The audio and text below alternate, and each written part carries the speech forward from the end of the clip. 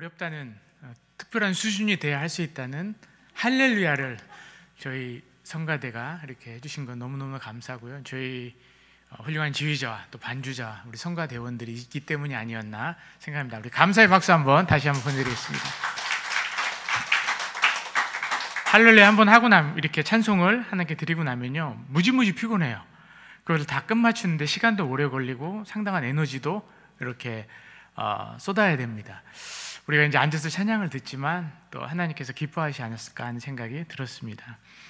저도 지난주에 이제 어느 교회 초청을 받아서 설교를 오랜만에 한 4부를 드렸어요. 4부 설교를 했어요. 별로 안 놀라시는데 한번 해보시겠어요? 이게 4부를 설교를 하면은 참 힘듭니다. 근데 제가 그런 설교를 하면서 제가 느낀 게 있어요. 우리 삶 중에서 하나님을 이렇게 계속 찬양할 수 있는 거, 또 예배할 수 있는 거, 설교할 수 있는 게 큰 은혜다 하는 그런 마음을 주셨습니다. 여러분의 삶 중에서 그러한 일들이 계속되기를 다시 한번 주의 이름으로 축원드립니다. 예.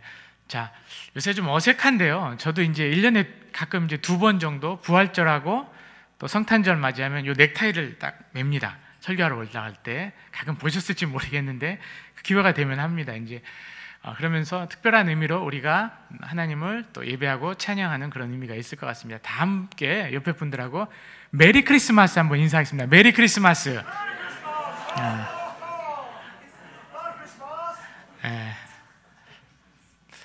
이 메리 크리스마스가 원래 하나도 안 어색했거든요. 어느 순간부터인가 이 메리 크리스마스란 말을 사람들이 안 쓰기 시작했고요. 예수님을 믿든지 안 믿든지 메리 크리스마스 이런 말을 많이 썼었거든요. 제가 어렸을 때만 해도. 점점 이 말이 좀 많이 안 쓰여지는 것 같아요. 그리고 또 캐롤이, 여러분 캐롤 잘 길거리에 이렇게 가시다가 들으실 수 있을지 모르겠는데 캐롤이 잘 안 울려 퍼지는 것을 여러분 아마 느끼실 겁니다.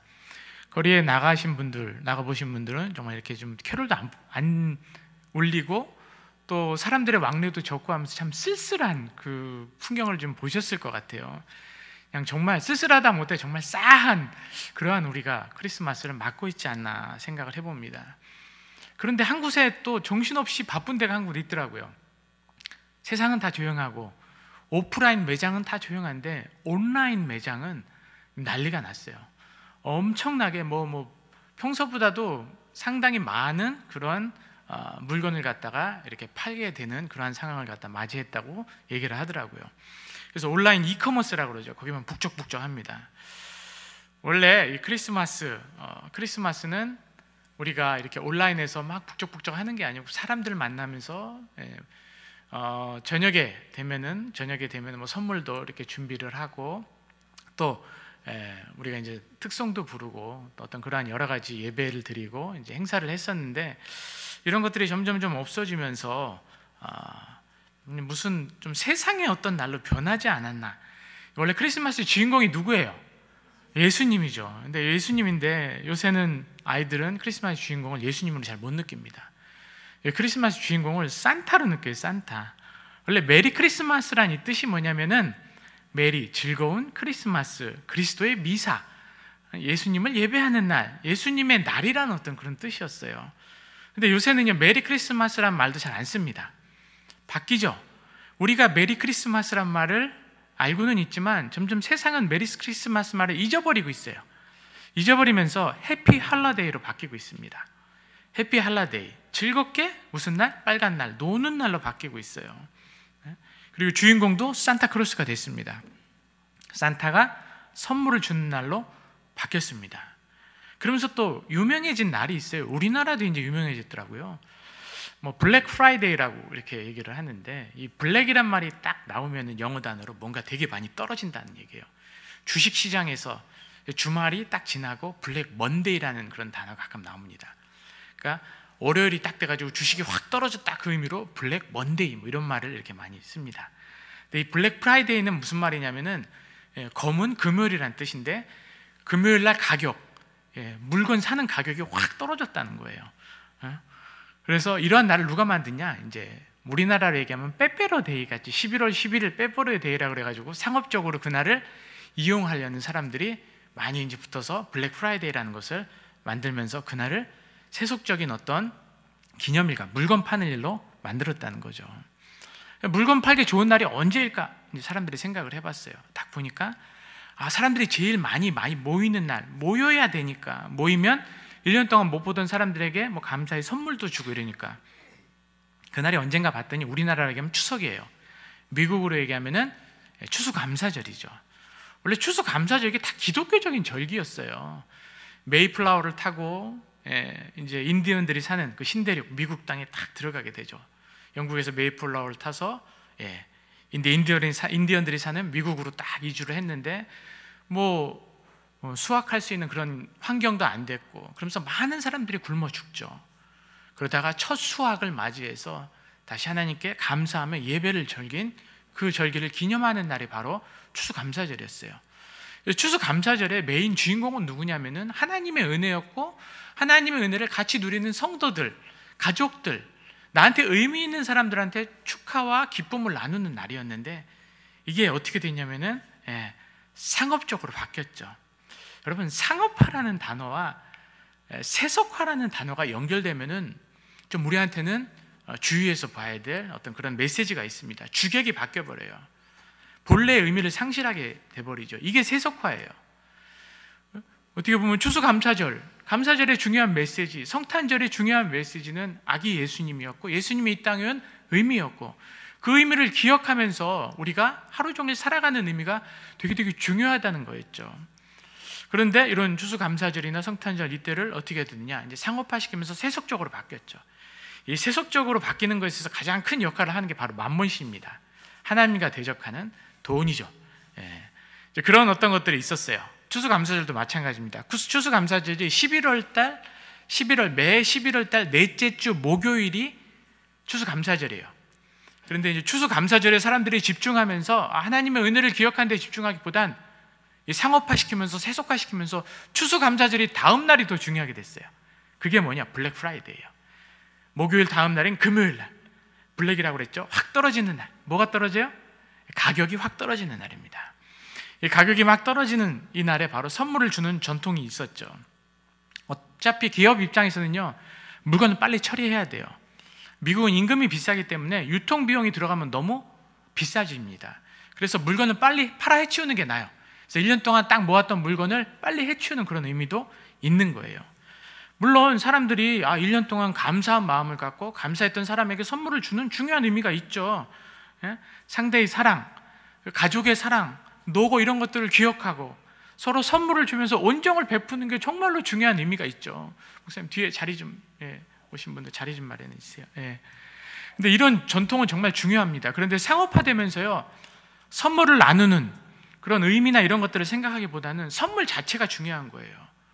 예를 들어서 이런 거죠. 한 해 동안에 우리 집에 고맙게 한 사람들을 생각을 하는 겁니다.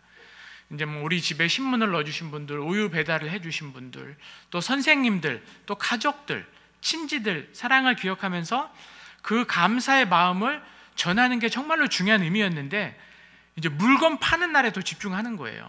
물건을 사고 받고 선물을 받고 선물 받는 날, 산타크로스, 이게 더 중요한 날이라고, 중요한 대상이라고 생각을 하게 하는 거죠.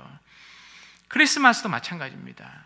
이날이 본래 주인공이 아기 예수님의 탄생을 기뻐하고 예수님이 이 땅에 오신 의미가 뭔가, 이것을 딱 계속 기억하면서 우리가 이것을 전하고 이것을 나누기 위해서 성탄이 되면은 성곡도 열고 또 새벽송도 돌고 이러한 의미를 하나하나 담아가지고서 이날의 소중함을 전하는 여러 가지 행사를 만들면서 기념하고 기억하고 감사하고 이러한 날이었거든요.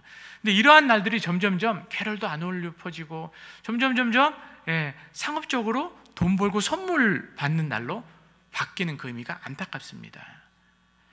그러면서 진짜의 의미가 퇴색이 되는 거죠. 이게 바로 세속화예요. 오늘날요, 점점 세속화가 지금 강하게 일어나고 있습니다. 이 세속화라는 건 뭐냐면은 탈기독교화 되는 거고 탈종교화 되는 거예요. 그러니까 종교적인 어떤 생활을 통해서 우리가 누렸던 그 의미가 있었고, 그걸로 인해서 세상에 평화와 기쁨과 감사의 소식을 전하는 중요한 의미가 있었어요. 근데 세속화 딱 되면서 이걸 갖다 딱 없애버렸습니다. 그래서 세상이 편해졌나요? 그래서 세상이 좀 더 평화스러운 세상이 됐나요? 평온해졌나요? 기쁨과 감사의 의미가 넘쳐났나요? 차라리 캐롤이 울리고, 어떻게 보면은 감사의 찬양이 울려 퍼지고, 뭐 새벽송 지금 돌 수는 없지만 그래도 각 교회마다 각 가정에서 이러한 찬양이 울릴 때가 훨씬 이 땅이 살기가 좋았다고 저는 느낍니다. 그런데 세속화의 위험이 뭐냐면 바로 이런 거예요. 종교의 색채를 다 빼면은 세상이 더 편해진다는 거예요. 하나님께 집중하지 말고 사람한테 집중해봐. 유발 하랄이라는 유명한 역사학자가 지금 긍정적인 세속화의 얘기를 많이 하고 있어요. 세속화에서 자꾸 신한테 집중하지 말고 사람한테 집중해봐. 그럼 세상이 좀 더 책임감 있고 아름다운 세상이 될 거야 하고 얘기하고 있습니다. 그런데 한번 점점 캐롤도 안 울려 퍼지고 종교의 색채를 빼고 크리스마스 주인공이 예수님에서 산타로 변한 이 시대에 우리가 살아가잖아요. 아이들이 행복해하나요? 물질이 우리를 행복할 수 있게 해줬나요? 풍요롭게 할 수 있었나요? 전혀 그렇지 않은 것 같아요. 이것이 바로 우리 크리스찬들이 성탄의 미를 바로 알고 다시 그날을 회복해야 하는 중요한 이유이기도 합니다. 다시 이 세상에 저 평화의 왕과 평화의 용, 언제 평화가 있나요? 지금 우리 안에 여러분이 1년을 살았지만 진짜 평화로우십니까?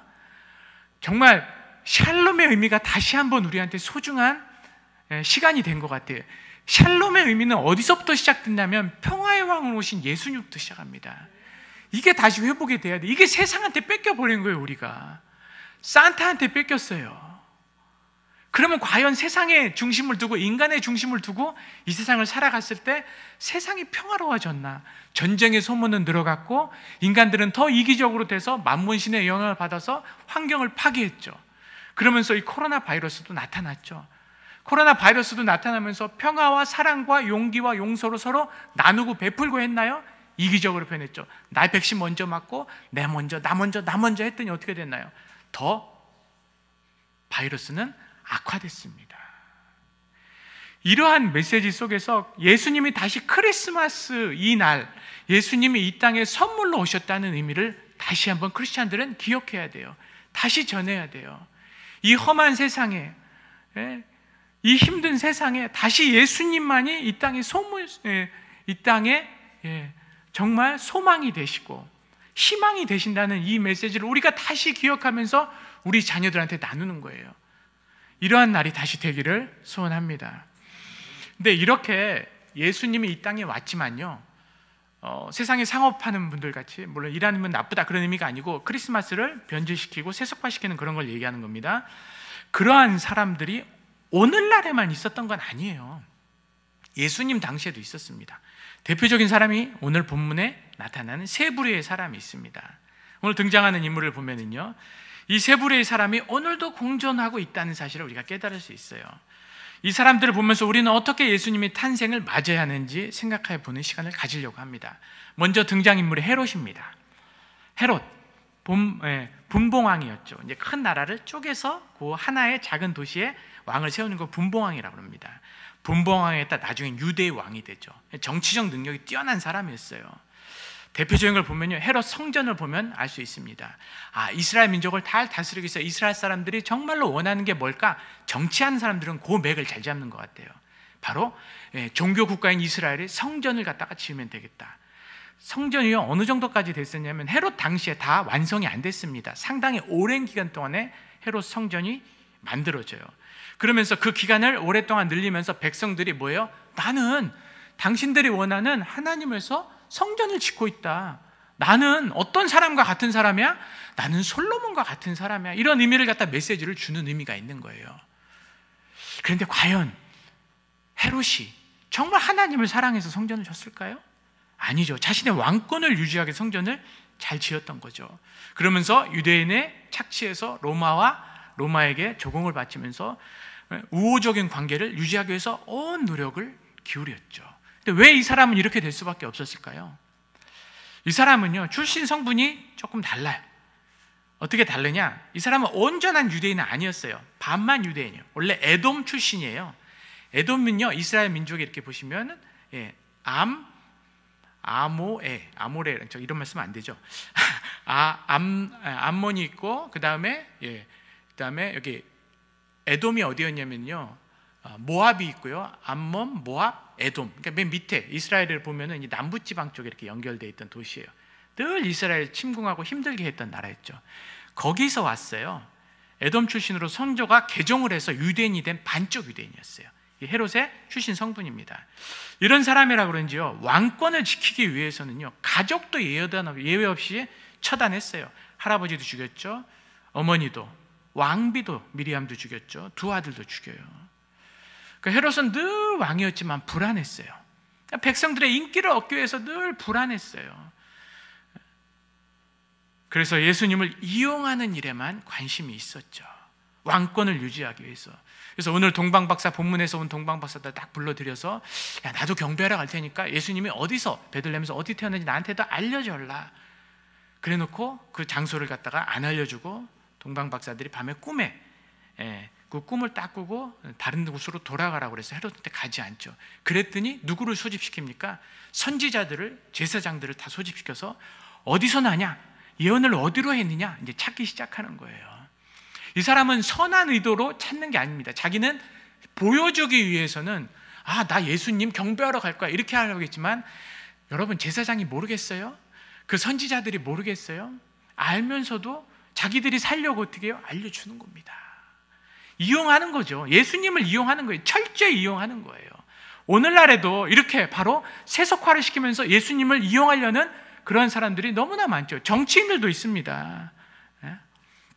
야, 자기의 왕권에 도전한다고? 그럼 어떻게 해요? 베들레헴에 태어나는 모든 아이를 죽이는 참사를 일으켰던 사람이죠.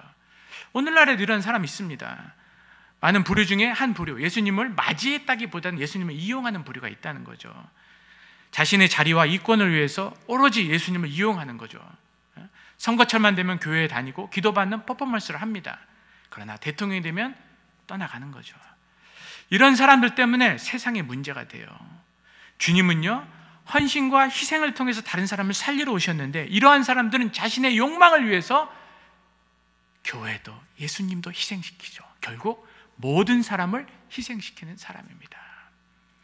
여러분, 정치가 오늘날 중요하죠. 전 미국 보면서 참 다 많은 걸 느낍니다. 미국은 정치에 기독교인들이 많이 들어가 있어요. 왜? 이러한 것을 아니까. 근데 하나님은 이 세상을 우리가 정치로 바꾸길 원하지는 않으실 것 같아요. 예수님이 오늘 보여주시는 이 모습 우리가 기억해야 됩니다. 사랑과 희생과 용서를 통해서 세상을 바꾸시려고 했지, 힘으로 바꾸시려고는 안 하셨거든요. 이러한 어떤 부류들은요, 계속 교회를 이용해요. 오늘날에도 이런 사람들이 있습니다. 두 번째 부류는 누구예요? 제사장들과 서기관들이죠. 예수님을 이 사람들은 지식적으로 알 수 있었을까요? 구원자를 알 수 있었을까요? 전문가들이었는데요. 누구보다도 잘 알고 있죠. 그러나 종교적인 지식을 통해서 세상을 변화시킬 수는 없더라고요. 왕의 눈치를 보고 어떻게든 살아남기 위해서 권모술수를 쓰죠. 구약의 예언을 누구보다도 잘 알고 있었습니다. 왕이 어떻게 반응할 건지를 알면서도 가만히 두지 않을 텐데, 구약에 얘기한 메시아를 가만히 두지 않을 텐다는 것을 알고 있었지만 자기 목이 달아날 것을 염려하죠.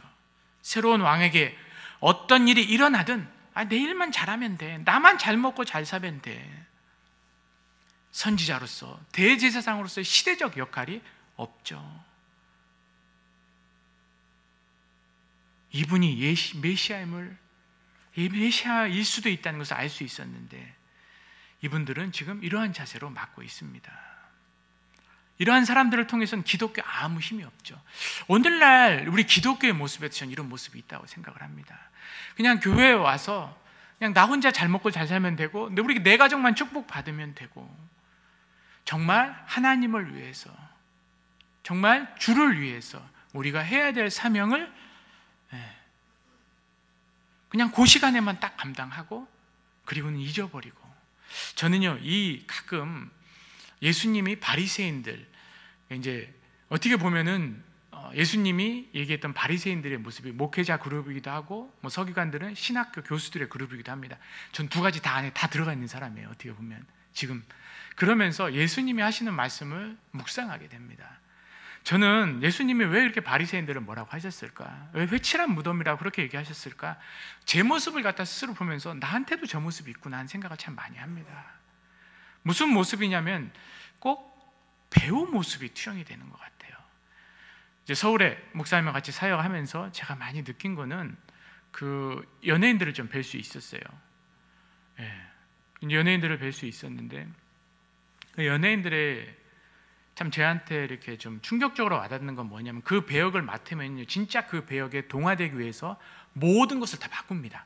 생활 습관, 생각, 행동, 모든 거, 먹는 거, 심지어 뭐 작은 것까지 그 사람, 그 인물, 등장인물로 투영되기 위해서 엄청난 노력을 합니다. 진짜 그 실제 인물이 되기 위해서 살아가는 거예요.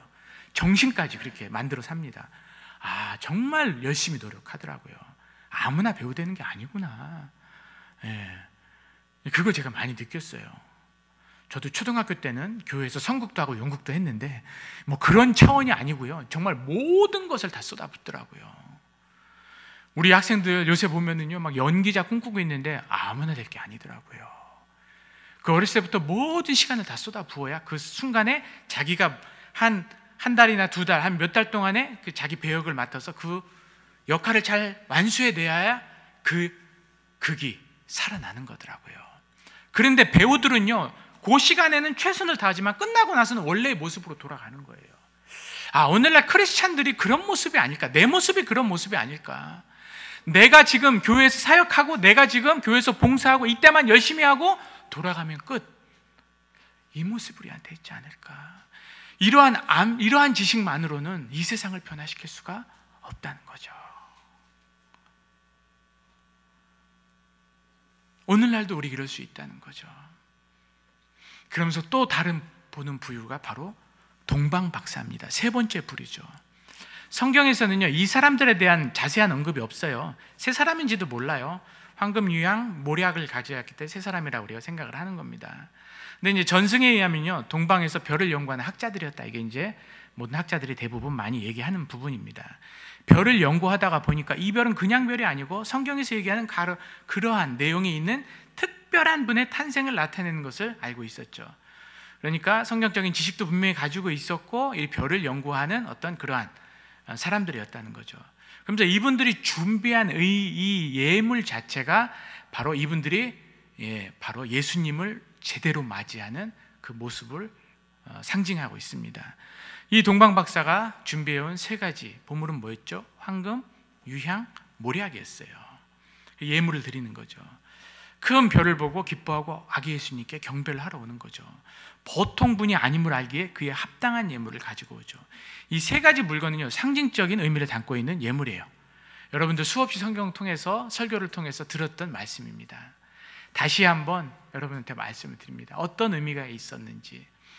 첫 번째는 황금입니다. 황금은 그 당시에 왕권을 상징하죠. 당시에 가장 비싼 건 뭐였어요? 황금이었어요. 금에 대한 전매, 채굴권, 이거 다 누가 가지고 있었냐고요? 왕이 가지고 있었어요. 사람을 죽일 수도 살릴 수도 있는 주권을, 절대적인 주권을 가지고 있었죠. 동방박사가 황금을 주님께, 아기 예수께 바뀌었다는 의미는 뭐냐면은 태어날 그분이 이 세상에 누구라는 거예요? 왕이시라는 의미예요. 내 주인이시라는 의미예요. 내 생명까지도 함께 할 수 있는 절대적인 분이라는 것을 다시 한번 기억한다는 겁니다. 우리가 정말 세속화가 되고 탈종교화가 되면서 이러한 의미가 점점점 사라지는 것 같아요. 다시 한번 크리스마스를 맞이해서 예수님이 내 인생의 주인임을 다시 한번 고백하는 일들이 일어날 주 이름으로 축원합니다.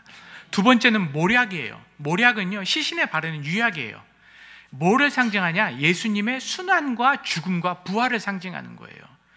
예수님의 부활을 상징하는 거 정말 중요한 물건이었죠. 이 당시에는 이 모략이라는 건 없어서는 안 될 중요한 물건이기도 합니다. 방부제의 기능을 했어요. 냉장고가 없었잖아요. 모략의 기능이 절대적으로 필요했어요. 오늘날로 얘기하면 향균 기능이 있는 거예요. 향 바이러스제죠. 지금 얘기하면 코로나, 이걸 갖다가 치유하는 어떤 바이러스제의 역할을 했다는 거예요. 제사의식에 많이 사용됐습니다. 부패를 방지하는 기능. 부패를 방지한다는 기능이 상징적인 의미가 뭐냐면 선지자의 역할을 해요. 인간의 죄의 속성을 반지하는 역할, 선지자의 역할이죠. 이것이 바로 태어날 그분의 역할임을 상징하는 겁니다. 죄악으로 물든 사회, 우리가 왜 이렇게 고통스러워하는지도 잘 모르는 사회에서 예수님이 알려주시려고 오시는 거예요. 이 땅 이렇게 힘든 것의 모든 근원은 바로 죄가 그 뿌리야 근원을 두고 있다는 것입니다. 이걸 해결할 수 있는 분은 예수님밖에 없다는 거예요. 그것을 다시 한번 우리가 크리스마스를 맞이해서, 성탄절을 맞이해서 선포하는 거죠. 아기 예수지만 힘없고 어떻게 보면 어린애의 모습을 상징하고 오셨지만 그만큼 순수하시고 죄도 없으시고 우리의 죄를 감당하실 수 있는 유일한 분이심을 바로 동방 박사가 다시 한번 드리는 예물을 통해서 우리한테 선포하고 있다는 사실입니다. 마지막으로 유황입니다. 유황은 기름이에요. 식물성 기름입니다. 유황이 바로 뭐냐면 신성을 상징하는 깨끗한 물건이라고 생각하시면 돼요. 영어 이름은 프랭크예요. 프랭크, 어떤 향, 이런 어떤 뜻이 있습니다. 그리고 또 정직하다, 깨끗하다, 이런 의미가 있습니다. 깨끗이 하는 기능을 가진 분이란 뜻이죠. 바로 예수님이 죄를 사하시는 대제사장의 역할을 하시는, 인류의 죄를 대신해서 하나님께 나의 죄를 속죄하시는 분이 바로 예수님이라는 의미를 가지고 있습니다. 예수님을 맞이한 이들은 이 의미를 알고 있었어요. 이 의미를 느끼고 있었어요. 그 의미를 기억하면서 그날을 보내고 있었습니다. 탄생을 맞이하고 있었습니다. 왕으로서, 선지자로서, 대제사장으로서, 내 인생의 주인으로서 다시 한번 예수님이 누구이신지를 기억하기 위해서 최고의 그분을 나타내는 상징되는 물건과 보물을 가지고 주님께 경배하는 모습을 나타낼 수 있습니다. 크리스마스 성탄절을 맞이했습니다. 우리가 다시 기억해야 될 것은 산타가 아니고 예수님인 줄로 믿습니다. 예수님이 누구신지 어떤 의미신지 다시 기억하면서 다시 기억해야 돼요. 아니면 그 자리를 누가 차지해버려요? 세상이 와서 차지해버려요. 예수님의 그 성탄절의 그 귀한 의미를 세상이 와서 세속화시켜버립니다. 그리고는 이거 별로 중요한 거 아니야, 산타가 중요하지, 선물이 중요하지, 블랙 프라이데이가 중요하지 하고 얘기합니다. 그래서 세상은 더 어떻게 됩니까? 죄로 인해 힘들어지고 어려워지고 있습니다. 캐롤이 울려 퍼지지 않는 이 시대, 예수님의 탄생의 의미가 퍼지지 않는 이 시대, 예수님의 자리를 산타가 마련한 이 시대, 더 냉혹합니다. 더 힘들어지고 있습니다. 우리는 다시 이 성탄의 메시지를 세상에 울려 퍼뜨려야 됩니다. 주님이 누구신지 다시 한번 얘기해야 됩니다. 근데 크리스찬들이 점점 동방박사로서 예수님을 맞이해야 되는데 점점 헤롯과 같이 또 제사장이나 선지자와 같이 맞이해서는 안 된다는 겁니다. 바로 주님이 누구신지 기억하고 그 은혜에 감사하는 날이 바로 크리스마스입니다. 이 기간 동안 그래서 우리가 새벽송을 돌면서 주님을 기억하는 거예요. 여러분, 새벽송이 지금 없어져서 그때의 기억을 가지고 있는, 추억을 가지고 있는 분들이 많지 않잖아요. 점점점 그 기억이 사라지고 있잖아요. 연극을 하는 게 뭐예요? 새벽송을 도는 게 뭐예요? 주님이 누구신지 다시 한번 기억하는 행위예요.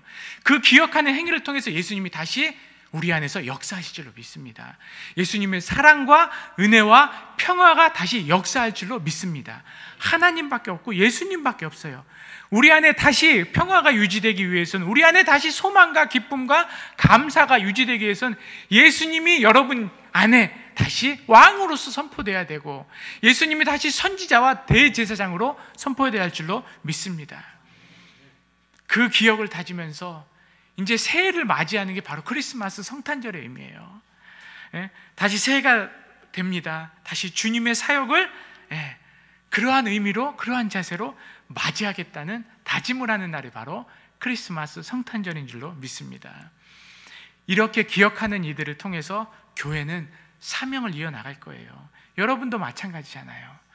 다시 이러한 날을 통해서 다시 사명을 기억하면서 예배의 자리를 지키고 서로 지치지 않도록 격려하고 위로하며 이 자리를 여러분들이 지키신 줄 믿습니다. 너무나 제가 세종생교회 생각하면은요, 제가 가끔 이렇게 어떻게 설교도 하고 매주 못 오니까 궁금해하시는 분들이 있는데, 제가 이제 다른 데 가는, 교회 안 나오거나 이러지 절대 아닙니다. 저는 교단 사역을 하기 때문에 이제 교회를 이렇게 방문을 하고 설교 사역과 사역을 해야 됩니다. 최근에 이번 한 달만 하더라도 부산과 서울과 뭐 평택, 송탄 이렇게 계속 다니고 있어요. 그러면서 제가 세종생교회 늘 이제 안 되면은 영상으로도 이렇게 보게 되고 같이 기도하면서 예배드리면서 느끼는 게 뭐냐면, 이 자리를 이렇게 지키시는 분들이 있는 게 너무너무나 감사한 교회다. 주님의 은혜를 생각하기에, 여러분도 힘든 가운데 그래도 주님의 누구신지를 기억하기에 이 자리를 지키셨잖아요. 새벽 예배로도 지키시고 수요 예배로도 지키시고 금요일체라로 지키시고, 이렇게 주님을 기억하고 기념하는 분들을 통해서 주님이 계속 주님의 사랑을 흘려보내실 줄로 믿습니다. 주님의 사랑이 흘러나가는 교회, 소문이 좋은 교회, 주위 사람들한테 인정받고 사랑받는 교회, 세종샘 교회인 줄로 믿습니다. 그 교회에 자리를 지켜주셔서 너무너무나 감사하고, 그 자리를 지키시는 그 시간들과 그 열정과 그 에너지가요, 결코 쉽지 않다는 거 누구보다도 잘 알고 있습니다. 너무너무 감사드립니다. 저보다 하나님이 더 기뻐하실 거예요. 예수님이 더 기뻐하실 거예요. 예수님이 그렇게 모범 보여주시면서 그 일을 감당하셨듯이 예수님의 제자로서 그 사명을 감당해 주셔서 너무너무 감사를 드립니다. 감사할 분이 한둘 아닌 것 같아요. 당연히 하나님께 감사드리죠. 돌아보면 다 은혜였죠. 너무너무나 감사하죠. 그리고 또 여러분과 함께 할 수 있게 해주신 것 또한 감사할 수 있더라고요. 또 가족들과 함께 할 수 있었던 게 다 감사하더라고요. 우리가 주님께 받은 은혜, 그 은혜와 사랑을 가족들과 옆에 있는 분들과 이런 분들에게 흘려내 보내주시면 좋겠어요. 뭐 제가 또 자주 쓸 수 있지도 않고 또 이제 섰으니까 꼭 그 부탁을 한번 드려보고 싶어요. 저는 오늘 좀 박수 좀 서로 감사와 또 격려하는 의미로 했으면 좋겠습니다. 우선 먼저 예배의 자리를 지키기 위해서 정말 노력하시고 애쓰셨던 우리 목사님, 우리 전도사님들, 사역자들을 위해서 감사의 박수 한번 여러분들.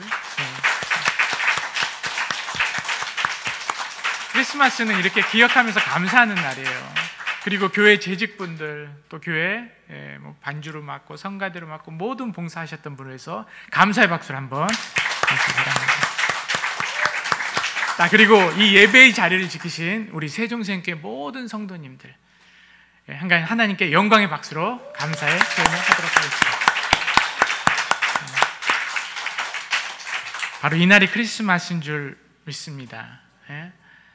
마지막으로 우리를 사랑해 주시고 우리에게 은혜를 베푸셔서 또 1년을 버티게 하시고 또 새로운 소망을 주셔서 1년을 살게 해주신 하나님께 영광의 박수 또 올려드리겠습니다.